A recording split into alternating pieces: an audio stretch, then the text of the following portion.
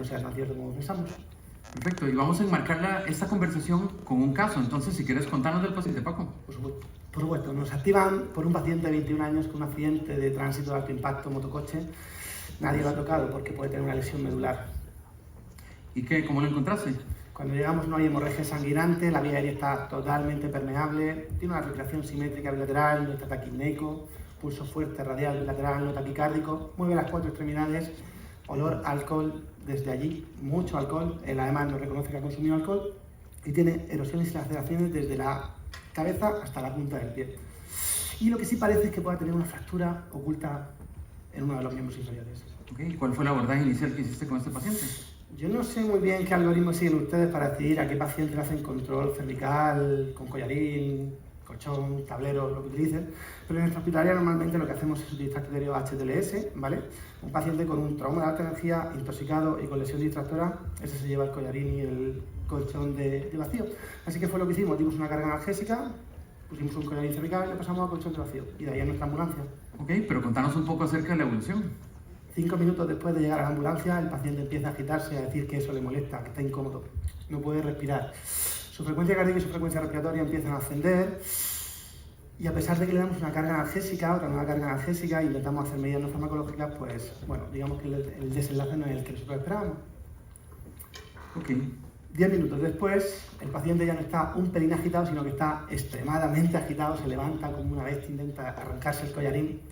No hay forma de contener esa agitación. Su frecuencia cardíaca y su frecuencia respiratoria sigue ascendiendo, a pesar de que la saturación es absolutamente normal. Y nos vemos obligados a disociar al paciente con ketamina porque no es posible controlar esa agitación. Una vez disociado, la hemodinamia mejora y decimos trasladarlo al hospital de referencia donde el doctor Umañano recibe al paciente. Entonces me corresponde recibir a ese paciente en la sala de reanimación. El paciente continúa disociado y súbitamente presenta un vómito abundante. Todos ustedes han visto algo así. Y lo que nos preocupa es que este paciente ahora tiene alteración del estado de conciencia y explorando la vía respiratoria tiene líquido en hipofaringe. Ya ustedes saben cómo va a caminar esto. Este paciente requiere un manejo avanzado de la vía aérea. Le hacemos una secuencia de intubación rápida con control de la columna cervical y nos requiere 4 intentos para lograr tener éxito en la intubación de este paciente. 4 intentos para manejar la vía aérea. 4 intentos. ¿Y qué le sientes al paciente? En realidad nada bien, Paco, porque la evolución de este paciente post-intubación es que el paciente estaba hipotenso, le dimos una carga de volumen, pero en realidad no tuvo mayor éxito y le hicimos un FAST extendido buscando líquido libre en alguna cavidad, pero en realidad el FAST estuvo negativo. Entonces solicitamos sangre porque es un paciente de trauma que está chocado y básicamente le coordinamos un scan buscando otro tipo de lesiones. Dame el resultado del donut de la verdad. Con todo gusto. Esto fue lo único que encontramos. Este paciente, lo único que documentamos en todos estos estudios es que tenía una fractura del malleolo externo no desplazada. Se documentó claramente que había broncoaspirado y lo otro es que en realidad no hubo una otra lesión evidente. Supongo que todos hemos estado en esta situación de decir, bueno, qué es lo que se me ha escapado, qué es lo que he hecho o no he hecho para que la evolución de un paciente sea así de tórpida. Entonces, esa es una pregunta que claramente tenemos que plantearnos y la otra pregunta es si la inmovilización que hicimos en este paciente está implicada en alguna forma en el desenlace. Miren, hace como unos años, un decano de la facultad de Harvard, en su speech final del año lectivo, dijo algo así como que el 50% de las cosas que aprendemos en la facultad de medicina, una vez que ponemos un pie fuera, o están desactualizadas o son incorrectas. Pero el collarín cervical no puede ser una de esas, ¿verdad? Está en todas las guías de soporte vital avanzado al trauma, tanto europeas como americanas, está dentro de la evaluación primaria, está dentro de la A. Nadie piensa en la evaluación del trauma grave, de calidad, sin pensar en collarín cervical. Por tanto, debe haber una cantidad de evidencia gigante detrás de eso, ¿o no? Pues te lo digo así. Nunca ha habido ninguna evidencia, ni siquiera de baja calidad, que sustente que el uso de collarines cervicales suponga un beneficio en pacientes con trauma grave. Un momento. Repíteme eso otra vez. Con todo gusto. No hay nunca una evidencia, ni siquiera de baja calidad, que sustente que el uso de collarines cervicales confiera algún beneficio en los pacientes de trauma grave. Wow, ¿y entonces esta práctica de dónde viene? Pues en realidad se sorprendería uno, porque las guías tienen como nivel de evidencia 3 o 2B cuando mucho. La mayoría de esta evidencia es basada en reportes de casos de los años 60, de hace bastante tiempo, y en realidad hay metaanálisis que tienen resultados inciertos o negativos. El mayor nivel de evidencia que tenemos es esta revisión sistemática publicada en el 2015 en el Injury Journal, y básicamente son 8 estudios observacionales que se han realizado al respecto que nos dicen 2 cosas, Paco. Una, que en trauma penetrante claramente aumentan la mortalidad. Entonces, este es un escenario en que no vamos a usar collarines. Pero el otro es que hay uno de los estudios en trauma cerrado que demostró que tenía peores resultados neurológicos el paciente. O sea, que me estás diciendo que en trauma penetrante aumenta la mortalidad sin beneficio y en trauma cerrado no hay beneficio y aumenta el riesgo. ¿Sería eso?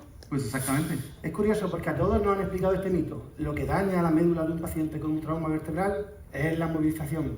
Para nada. Los estudios lo que demuestran es que lo que daña a una médula detrás de un traumatismo que ha dañado vértebra es la energía. La transmisión de energía. Colocar un collarín no previene la transmisión de energía. Es más, cuando movilizamos un cuello para colocar un collarín o para reajustarlo, nosotros movilizamos de una manera externa. Eso genera más energía que simplemente dejar que la biomecánica del cuello proteja contra movimientos autónomos. Y si el paciente es inconsciente y si el paciente tiene una biomecánica alterada, una lesión inestable, tampoco. La energía que daña a esas médulas sucede en el momento de impacto del accidente, no posteriormente. Y además, si lo piensan, el collarín cede totalmente el movimiento cervical. No, nos deja 30 grados en flexo-extensión y 30 grados en rotación. El collarín no previene la movilidad, no previene la energía, disculpen. No es un problema de movilización, es un problema de energía. Pero bueno, entonces los beneficios altamente cuestionables por lo menos, pero ¿cuál es el riesgo de colocar una inmovilización cervical? Pues riesgos sabemos todos que hay. El collarín tiene una serie de riesgos, porque ¿alguna vez se plantearon qué supone colocar un collarín para una vía aérea de un paciente? Pues bueno, resulta ser que cuando colocamos un collarín cervical y nos corresponde manejar la vía aérea de un paciente, de hecho la apertura bucal va a estar francamente comprometida y eso dificulta más el procedimiento. Aparte de eso, el riesgo de hipoxemia y de aspiración son significativamente mayores y va a haber una dificultad adicional en el manejo de la vía aérea avanzada. Más vía aérea fallida, más tiempo para proceder a manejo de vía aérea avanzada. Recuerden que la médula es 10 veces más sensible a la hipoxia que el cerebro. ¿Y qué nos decís con respecto a la ventilación? Pocas cosas hay que alteren más la ventilación que colocar un paciente en supino. Te he dicho pocas cosas. Collarín cervical, sobre todo si va asociado a tablero rígido, disminuye la ventilación efectiva del paciente de una manera importante. Ya lo dijo Alejandro Moya ayer. Y con respecto a la presión intracraneana y la perfusión cerebral, Paco. Curioso, porque 4.5 puntos más de presión intracraneal cuando colocamos un collarín. Toda la guía, bueno, por un tema de retorno venoso, disminuye el retorno venoso, el drenaje del nivel neurológico. Piensen que la guía, la primera medida que os ponen siempre que vaya a manejar un paciente con presión intracraneal es que aflojéis el collarín, pero si no hay un beneficio detrás, ¿para qué ponerlo?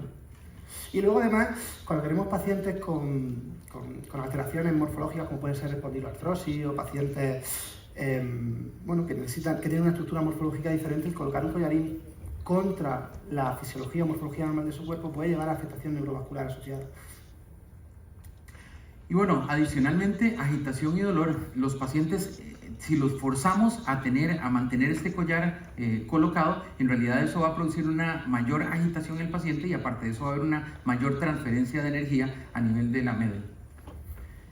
Y bueno, si uno todavía no está convencido, este es el número necesario para tratar. Vean que necesitaríamos tratar por lo menos potencialmente 1032 pacientes para encontrar un solo paciente que se beneficie de colocar un collarín cervical. Me dice, bueno, ok, lo hacemos, pero ¿cuál es el riesgo? Este es el número necesario para producir un daño.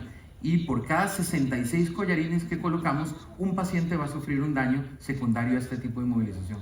Ya viene la pregunta, ¿os estamos diciendo que no coloquéis collarines? Bueno, un poquito sí, la verdad. Pero no, lo que queremos simplemente es que seáis escépticos, que lleguéis a casa, que reviséis la bibliografía, que reflexionéis.